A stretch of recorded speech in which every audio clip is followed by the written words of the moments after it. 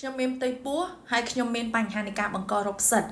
ចាតើវាមានផលប៉ះពាល់នឹងគ្រោះថ្នាក់អ្វីខ្លះដែរអ្នកគ្រូនៅពេលដែលយើងមានផ្ទៃពោះហើយមានបញ្ហានៃការបង្ករោគផ្សិតគឺវាមានផលរំខាននិងផលប៉ះពាល់ទៅដល់សុខភាពរបស់យើងទាំងម្ដាយទាំងកូនហ្មង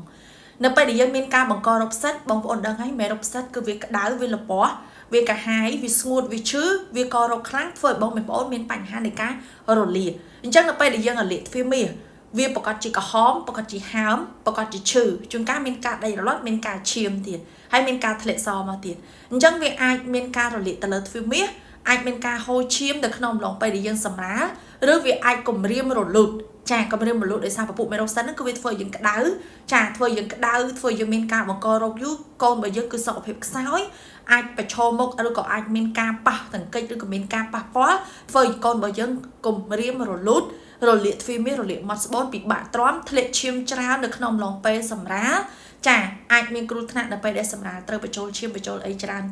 ឈាមច្រើនអីជាដើមចាហើយស្ត្រីដែលគាត់ចាមានបញ្ហានៃការធ្លាក់ស